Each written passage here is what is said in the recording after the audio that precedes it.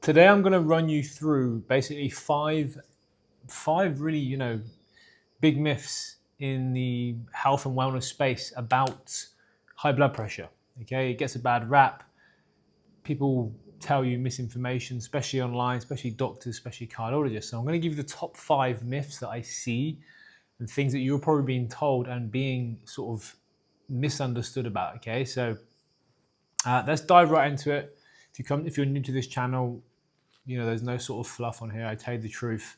And basically, we're a health and wellness practice where we help people reduce high blood pressure naturally and avoid medication, because you need to fix the root cause, because there's a lot of repercussions to medication, and we're here to live a healthy lifestyle, right? So let's dive into it. So the number one kind of myth is, you've probably heard this before, maybe your doctor's told you, is avoid salt.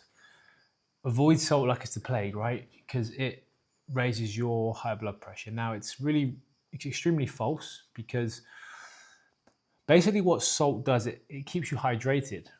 Okay, now I'm not speaking about having like tablespoons of salt. Obviously, that's bad. Anything of too much is bad.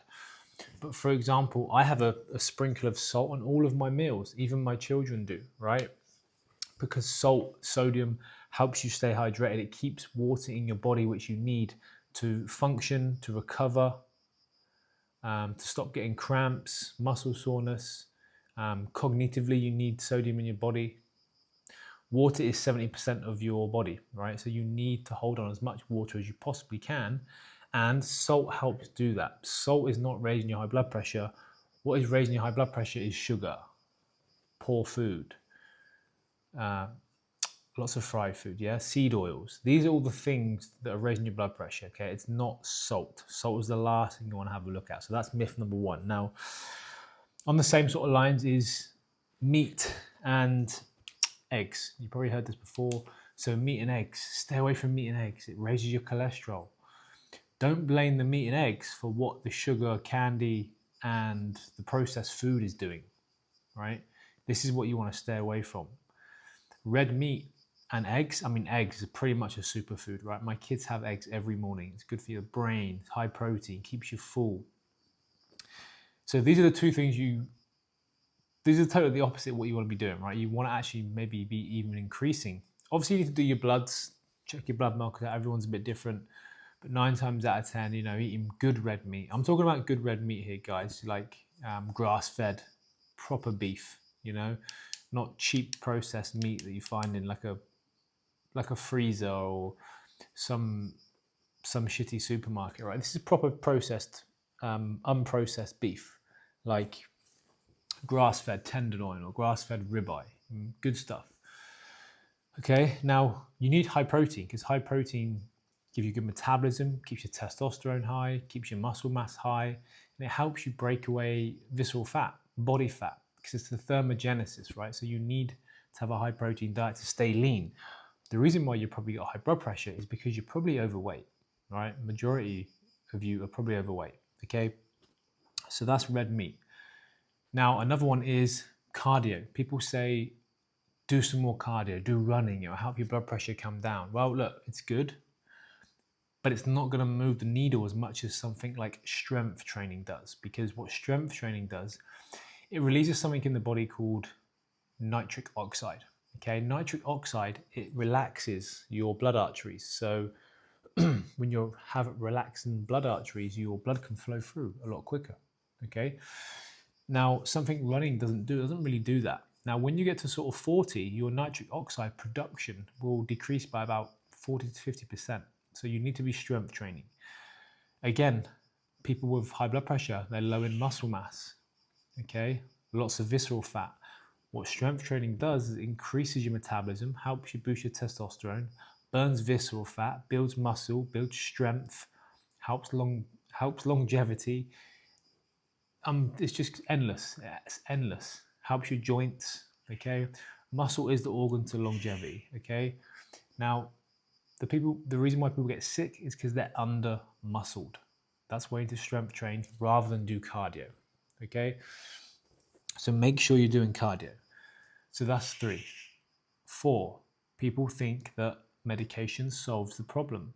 It doesn't. Remember this, guys. Big Pharma is a $17 billion industry, okay? They don't want you to be healthy, okay? Because it won't be an industry, okay? They don't want you healthy. They want you in the system. I had one patient last week. He was on a blood pressure tablet, and that raised his anxiety, headaches, muscle soreness. So the doctor gave him another tablet to fix those. That second tablet raised his cholesterol. Guess what? Back to the doctors. Okay, take the third tablet, which is going to reduce your cholesterol. So once you're in the system, that's it. You're on medication for life, pretty much, you know, unless you have a really good doctor or cardiologist, which is really rare to find these days. So medication doesn't solve the problem. It only papers over the cracks. What medication does, it has your blood vessel. It just relaxes your blood vessel. So blood can flow through it a lot quicker, where it's actually not cleaning the plaque that's in your arteries. It's not helping you lose weight. It's not making you eat better, okay? It's just papering over the cracks, making things even worse because you're getting comfortable and you're relying on a tablet, which has deeper repercussions, but I'll tell you about another day, okay? The fifth one, this is a big one. This is probably the reason why it's called the number one killer, blood pressure, is because people think you have to have symptoms to have high blood pressure. Now, I could just feel like I am now. I feel pretty good, healthy, go to the gym. I could have high blood pressure. I check my blood pressure, by the way. And the reason why I know this, because so many guys have actually come to us who do train, who look after themselves. One guy went to the just doctors for a normal checkup. Obviously, he's a busy guy, with children, high demanding job. His blood pressure is 160 over 97. Relatively healthy guy. Obviously, he could do with a little bit more, maybe nutrition, gut health, a bit more training. But relatively healthy guy, you know, mid 40s, high blood pressure. They wanted to get him on the medication. Luckily for him, he was sensible. He said, "No, I'm going to train. I'm going to reach out to Robert and his team," and we helped him stay off the medication. Obviously, get leaner, start feeling better, more energy.